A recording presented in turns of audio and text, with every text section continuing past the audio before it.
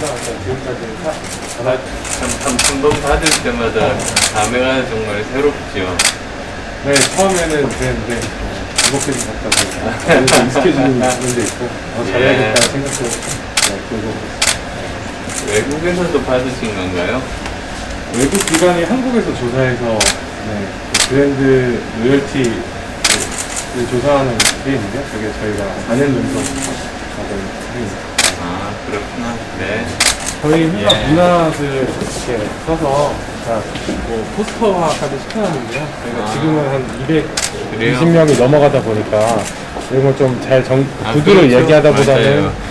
잘 정리해서 이렇게 포스터화 시켜서 예. 사람들에게 끊임없이 리마인드 시키는 게 훨씬 더 효과적이더라고요. 그렇죠. 잘 정리해가지고 특히 뭐 미국 회사들이 굉장히 잘하는데 아, 그럼요. 네, 저희도 좀 많이 신경 써서 사실 안랩도 저 만든 지 4년 정도 된 이후에 이렇게 전 직원 워크샵을 통해 가지고 핵심 가치를 이렇게 뽑았어요.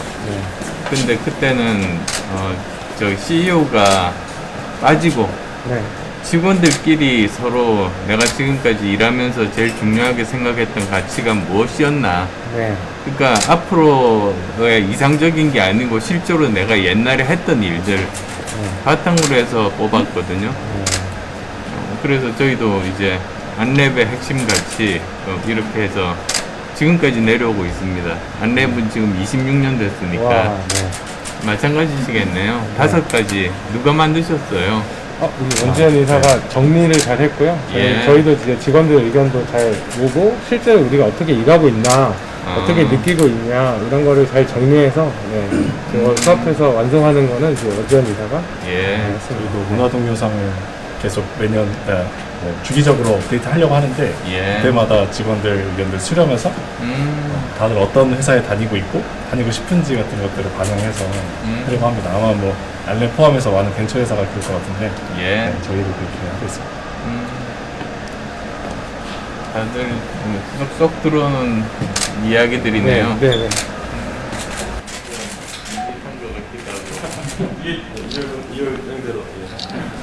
저희 마차 이렇게 하는데 멋있어요. W로 맞춰. 이렇게.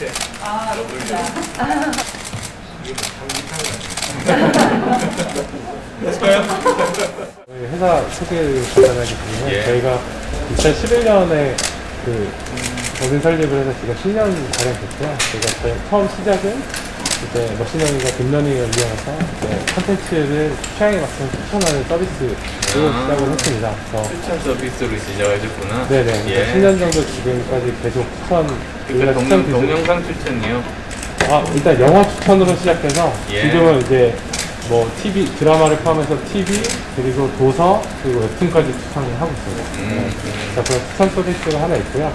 저희가 추천만 가지고는 또 수익을 기대하기 어렵다 보니까 이제 OTT 서비스를 2016년에 런칭을 했습니다. 넷플릭스와 같은 해에, 같은 달에 런칭을 했고요.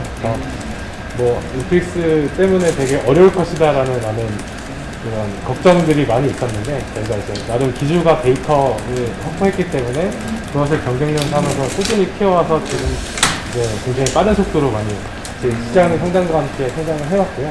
그리고 저희가 한국에서만 머무르면 이 가능성이 어느 정도 제한된다고 판단을 해서 열심히 뭐 몇 년간 준비를 해서 저희가 2020년 작년부터는 일본에도 OTT를 런칭을 했습니다. 그래서 지금 K 콘텐츠가 글로벌 경쟁력이 있다는 것은 뭐 여러 가지로 계속 증명이 되고 있는데 그럼요.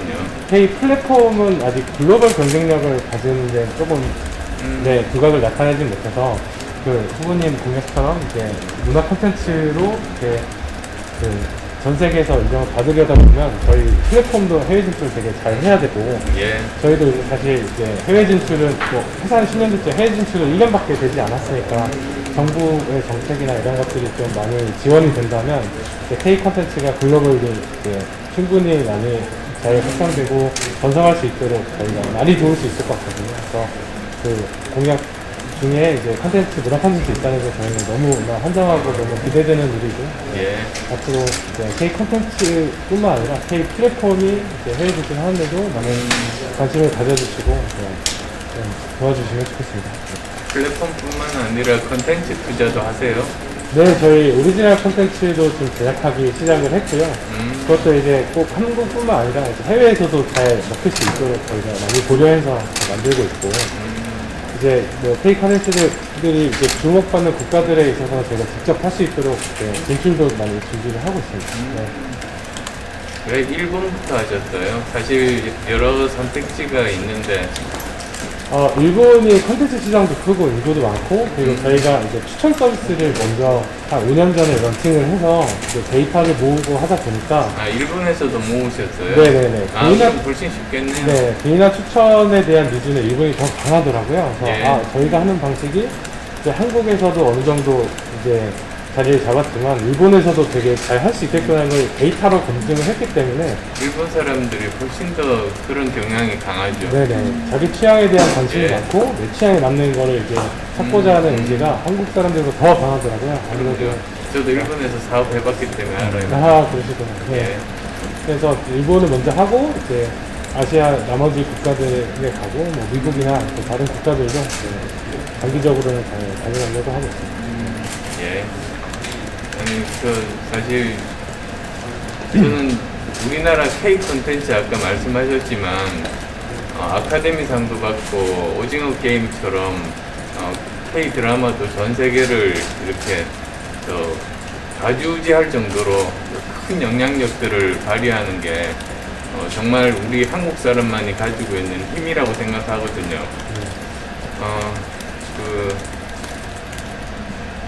컨텐츠 산업에 아주 옛날부터 투자를 계속했던 분이 있었는데요. 10년 동안 계속 적자를 본 분이 계세요. 네. 그래서 제가 물어봤죠. 왜 이렇게 계속 적자만 보면서도 10년째 투자하느냐고 하니까 자기는 컨텐츠 산업에 투자하는 게 아니래요. 자기는 한국 사람에게 투자한대요. 그러니까 이제 각 나라들마다 보면 뭐 일본은 장인정신, 그죠? 독일에서는 그 정밀하고 세밀함, 꼼꼼함, 그 다음에 프랑스 같으면 디자인 능력, 그리고 프랑스 같으면 예술성, 그리고 또 미국 같으면은 이 개혁적인 마인드 이런 것들이 다 있잖아요. 근데 우리 한국인은 장인정신, 뭐 디자인 감각, 예술성, 그리고 또 이 꼼꼼함, 그리고 혁신성을 모두 다 가지고 있는 유일한 민족이래요. 그래서 자기는 한국인에게 투자한다고. 근데 그런 분들이 계셔가지고 지금 이렇게 K 컨텐츠가 빛을 본 것 같거든요. 그러니까 저는 K 컨텐츠라는 거는 우리라는 사람, 한국인 자체다. 저는 그렇게 생각해요. 그래서도 정말 중요하게 생각하고, 그리고 우리나라 정도면 이제 디즈니나 넷플릭스 정도의 글로벌 대기업, 콘텐츠 대기업이 나올 수 있을 때라고 생각하거든요. 한국 글로벌 콘텐츠 대기업, 그죠? 네. 그런 것들이 나와야 되고, 그게 사실 제가 1호 공약으로 이야기를 한 내용의 굉장히 중요한 부분입니다. 그러니까 저는 555 공약이라고 했거든요. 그게 무슨 말이냐면 최소한 5가지 분야에서 다른 나라들과 따라올 수 없을 정도로 격차, 초격차를 이렇게 만들어 놓는 영역이 5개가 있으면 삼성전자 정도의 회사를 5개를 우리가 가질 수 있고, 그렇게 되면 세계 5대 경제 강국 G5에 들 수 있다. 저는 그 확신이 있어요. 그래서 그 공약에 대해서 이야기했고, 그 5개 분야 중요한 것 중에 하나가 컨텐츠 산업이죠. 네. 어떻게 보면 소프트웨어도 컨텐츠 산업의 한 부분이잖아요. 네. 그래서 저도 나름대로 이제 컨텐츠 산업을 하면서 한국의 여러 가지 그 열악한 환경, 그리고 또 뭐 유통 구조 이런 것에 대해서 사실 문제점들을 많이 인식을 하고 있어서 그게 정치를 시작한 계기가 됐거든요. 그런 것들을 고쳐서 저는 고생했지만 후배들은 그런 고생하지 않으면 좋겠다 싶어서요. 근데 이 정치권이 워낙에 이 기술에 대한 이해도가 너무 떨어져요. 그리고 세계의 흐름에 대한 게 둔해서요. 그 우물 안에 개구리는 하늘이라도 보는데 제가 보니까 우물 안에 개구리가 아니더라고요.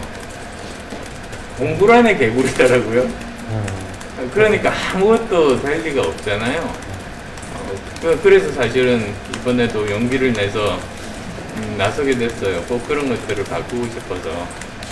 그래서 콘텐츠 산업 쪽 이렇게 살펴보면 다 느끼시겠지만 우선 컨트롤 타워가 있어야 될 것 같아요. 이거를 뭐 방통위도 있고 뭐 문화부도 있고 서로 자기 것처럼 이렇게 가지려고 하다 보니까 규제는 규제대로 중첩되고 그리고 뭐 지원은 지원대로 안 되는 뻥 뚫린 공간들이 생기고 지금 그렇잖아요. 그래서 우선은 정부 조직 차원에서는 누가 책임을 맡는 컨트롤 타워가 있어야 된다. 그 다음에 또 지원이라든지 규제 관련해서는 사실 지금 뭐 너무나 잘 아시겠지만 전기통신사업법 개정안이 지금 올라가 있잖아요. 그거 마음만 먹으면 사실 일주일 안에 또 통과할 수 있는 게 국회거든요. 우리가 올해 들어와서 막 경험했잖아요. 밀어붙여가지고 그냥 일주일 만에 되는 그런 모습들. 그러면 이렇게 우리 산업의 중요한 법은 통과를 시켜줘야지 되는 것 아니겠어요? 그래서 그 부분에 대해서도 사실은 저는 굉장히 노력을 하겠다고 말씀을 드리겠고요. 또 그 제일 고민되는 것 중에 하나가 국내 기업의 역차별 문제. 사실 뭐 통신료 관련해가지고 지금 넷플릭스도 소송이 붙고 있지만 아니 최소한 동등한 레벨에서 경쟁을 해야지 오히려 외국 기업들이 국내 사업은 아주 자유롭고 유기하고 세금도 안 내면서 우리 기업들만 오히려 비싼 통신료들 더 많이 내고 그런 규제도 더 많이 받고 이럴 수는 없지 않겠어요. 그래서 그런 것들을 맞춰줘서 제대로 우리나라를 먹여 살릴 수 있는 삼성전자급의 글로벌 콘텐츠 회사가 만들어지게 하는 것 그게 제 꿈입니다. 제일 많이 노력하겠습니다. 뭐 말씀해주신 대로 정말 우리나라에서도 그런 기업이 나올 수 있으려면 사실 잘 아시겠지만 미국에서는 뭐 테슬라라든지 아마존 같은 기술로 무장한 스타트업 출신의 회사가 전통적인 산업의 강자들을 또 이겨내면서 큰 혁신들을 이뤄낸 사례들이 있잖아요.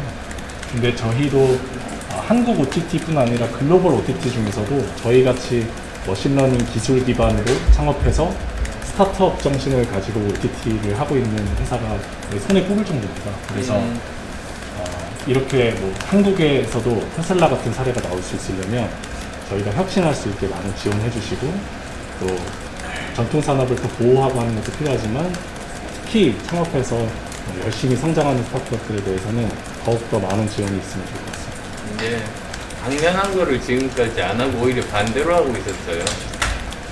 사실 이런 혁신 기업이 제대로 잘 되려면은 저는 세 가지가 필요하다고 생각하거든요. 첫 번째는 기업의 자율성을 주는 것. 그거는 규제 철폐를 포함해서 그래야 자율적으로 창의력을 발휘하고 도전할 수 있잖아요. 그 다음에 두 번째는 공정한 경쟁이 가능한 시장을 만들어주는 거. 그 다음에 또 세 번째는 그 사회적인 안전망이죠. 한 번 실패해도 재도전할 수 있는 환경을 만들어줘야지 사람들이 용기를 내서 도전하지. 한 번 실패했다고 그냥 완전히 뭐라고 합니까? 신용 불량자 만들어서 다시 생활하지 못하게 하면 누가 도전을 하겠어요? 그게 사회 전체 손해니까. 그런데 이 세 가지 중에서 가만 보면 기업의 자율성이라는 거는 정부가 손을 떼야 되는 거고요. 그리고 공정한 경쟁 만드는 거하고 사회적인 안전망은 정부가 직접적으로 개입하고 투자를 해야 되는 분야거든요. 지금 보세요. 정부가 하는 거는 이 세 가지 중요한 분야에 모두 다 거꾸로 하고 있어요. 기업은 오히려 막 손을 대고 규제 새로 만들어가지고 막 권력 휘두르기만 하고 있고 방해만 하고 있어요, 기업을. 공정한 시장 만드는 거에는 손을 떼고 있고, 그 다음에 또 사회적 안전망에도 투자 안 해요. 그러니까 정말로 새로운 기업이 잘 되기 위한 핵심적인 세 가지 요소에 대해서 완전 청개구리처럼 셋 다 반대로 지금 하고 있는데도 대한민국이 여기까지 발전한 거는 진짜 기적이에요. 우리 기업들이 진짜 놀랍거든요. 이런 상황이었다면 다른 나라 기업들은 다 망했을 것 같아. 그래서 이걸 바꿔야 된다. 그게 또 제가 가진 굉장히 기본적인 시각이에요. 근데 이게 뭐 사업을 해본 경험이 있거나 또는 기술에 대한 이해도가 있는 사람만이 이걸 이해할 수 있지. 지금 뭐 폄하하는 건 아니지만 평생 이렇게 법만 공부하고 법이라는 게 과거의 일을 정리하는 거여서요. 과거지향적일 수밖에 없거든요. 그리고 그걸 가지고 누구를 이렇게 심판하고 판단하고 그런 일만 하다 보니까 이런 새로운 산업 분야나 먹고 사는 문제에 대해서는 아무리 이야기를 해도 이해가 안 되는 거죠. 그런 것들도 제가 해결해야 될 과제입니다. 4명이 시작하셨구나. 예, 시작하는 거 보면 항상 4-5명. 대형일이 개발하면 약간 잘 된다는 그런 동양인 CTO가 있으면 다들 안심한다고 하죠. 하고 대형일이 개발하면 약간 잘 된다는 그런. 질문 드리겠습니다. 오늘 왓챠 방문하게 된 유형 한국에서 가장 유망한 산업 중에 하나가 컨텐츠 산업 아니겠습니까? 아카데미 상도 받고 오징어 게임도 지금 전 세계에서 선풍적인 인기를 끌고 있는 이때 저는 정부에서 열심히 노력만 한다면 우리나라가 뭐 디즈니와 같은 정도 규모의 글로벌 한국 컨텐츠 회사를 만들 수 있다고 봅니다. 그래서 제가 첫 번째로 말씀드린 555 공약처럼 다른 외국과의 격차를 벌리어서 삼성전자급의 회사 5개만 만들면 우리는 5대 경제 강국 G5에 들 수 있다. 그리고 그 분야 중에 유망한 분야 중에 하나가 바로 한국 컨텐츠 산업이라는 의미에서 이곳을 찾아왔습니다. 제가 오늘부터 국내 서비스 도입을 시작하면서 국내 OTT 기업들이 이거가 퍼센트가 있습니다. 예. 앞서 기업들의 공정한 경쟁이 가능한 시장을 만들어야 된다고 하셨는데 좀 관련된 공약이나 좀 프레임워크를 정부에서 해야 될 일 중에서 첫 번째가 이 콘텐츠 산업에 대한 컨트롤 타워를 정해야 됩니다. 지금은 여러 부서에서 자기에게 맞는 그런 일들을 따로따로 하고 있다 보니까 서로 간의 시너지도 나지 않고 비어있는 영역들도 굉장히 많습니다. 따라서 어떤 한 부처가 중심 역할을 맡기는 것이 옳다고 생각합니다. 그 다음에 또 두 번째로는 여러 가지 규제들이 많습니다.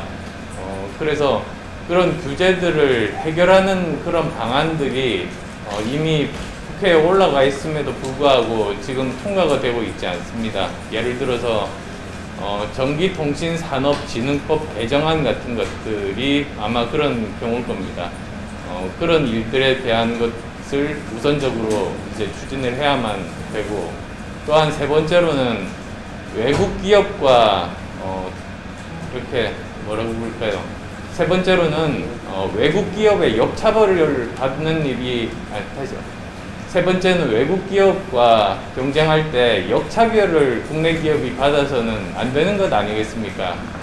지금 외국 기업은 통신료도 뭐 거의 안 내고 한국 기업은 다른 외국에 비해서는 엄청나게 많은 통신료를 내면서 경쟁력을 정말 제대로 갖추지 못하고 있습니다.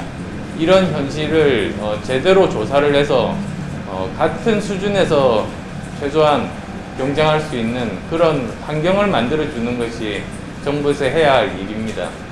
그 넷플릭스 망사용료 얘기랑 좀 연결되는 뭐라고 해야 되는데요. 관광에서도 잠시 나오긴 했지만 좀 비공개 관광에서 구체화되고 더 제한하실 예정이 있으신가요? 우선은 넷플릭스 이전에 지금 외국에서는 망 사용료가 시간이 가면서 계속 떨어진다고 합니다. 그런데 국내에서는 오히려 옛날과 비슷하거나 오히려 더 올라가고 있어서 지금 자기들이 파악하고 있기로는 이 망 사용료에 내는 돈이 외국의 7배에 달한다. 그래서 많은 비용들을 망 사용료에 쓰면서 정작 컨텐츠를 개발하는 쪽에 투자를 하기가 여력이 부족하다. 그런 말씀을 하셨습니다. 그래서 이 문제도 뭐 누구보다도 정부에서 다 잘 알고 계실 테니까 이 부분에 대한 교정도 꼭 필요합니다. 혹시 그 비공개 이야기 안에서 방금 말씀하신 부분 말고 다른 애로사항이나 부담점은 제한될 수 없거든요. 외국에 진출을 하는 것에 대한 어려움들을 이야기들을 많이 합니다. 그러니까 국내에서만 머물지 않고 이제 이 K 컨텐츠를 가지고 외국으로 나가야지 글로벌 기업도 될 수 있고 우리 컨텐츠도 알릴 수가 있는데 벤처기업 입장에서는 외국에 진출한다는 것 자체가 굉장히 어렵습니다. 따라서 이런 분야에 대해서도 제대로 된 지원책들을 갖추는 게 꼭 필요합니다. 구체적인 지원책이라고 하시면 좀 어떤 게 있을까요? 그러니까 뭐 예를 들자면 어떤 지역에 진출하는 것이 유망한가, 그 지역의 시장 크기가 어느 정도 되는가, 그리고 또 그 지역에서 경쟁자들의 특성, 또한 거기에 있는 국민들의 선호도 조사, 이런 여러 가지 기본적인 데이터들이 있어야지만 경쟁력이 있는 컨텐츠를 만들 수가 있는 법이죠. 오늘 이제 와사 오셔가지고 여러 가지 좋은 말씀을 해주셨는데 혹시 대표님께서도 와사를 좋다고 보시나요? 저는 지금 OTT 서비스를 볼 만큼 시간적인 여유는 사실은 없는 편입니다. 그래서 예전에 그 외국에 있을 때 처음 넷플릭스 초기에 이렇게 보고 아마 그 정도 경험인데요. 그렇지만 틈틈이 트렌드에 대해서는 전체적인 시장이 어디로 가고 있는지에 대해서는 계속 주시하고 공부하고 있습니다.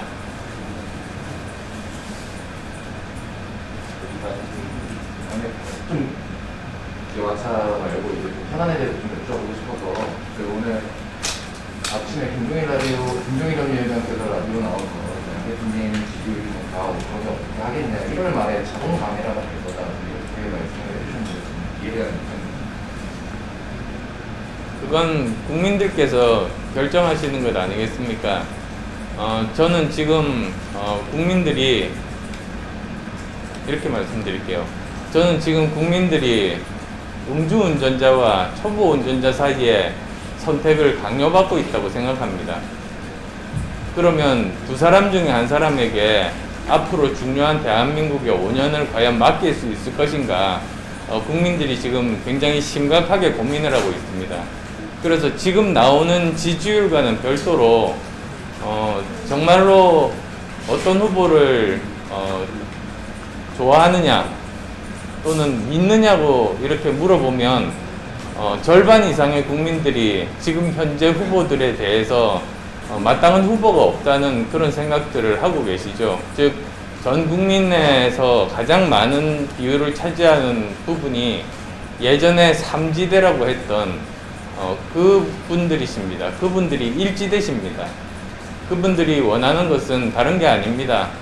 어느 당이 이기는 것보다도 누가 더 좋은 대한민국을 만들 수 있는가, 그게 가장 중요한 판단 기준이 되기 때문에 여론조사에서 어느 한 후보를 뭐 지지를 한다고 말은 했지만 내켜하지 않고 여전히 그 대안이 없을지를 찾는 그런 분들이 많으시죠.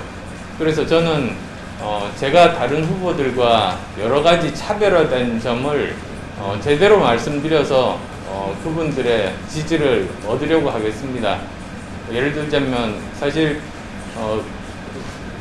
도덕성에 대해서 저는 다른 후보와 차별화됩니다. 그 다음에 또 저만이 회사를 만들고 돈을 벌고 직원에게 월급을 줘본 사람입니다. 그리고 과학기술에 대해서 그 흐름에 대해서 저만큼 많이 아는 사람이 어디에 있겠습니까?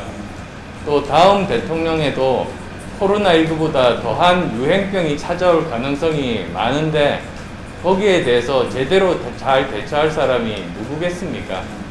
뭐 이런 점들을 국민들께서 판단하시면 서서히 저에게 지지가 모아질 것으로 그렇게 생각합니다. 그리고 오늘 아침에 라디오에서도 좀 말씀을 해주셨지만 이재명 후보는 국민 대한민국은 50만 원, 윤석열 후보는 이제 20조 원 지원을 좀 50조 원? 예, 50조 원 지원을 내걸었는데 좀 대표님께서 생각하시는 지원 방안은 어떤 게 있습니까?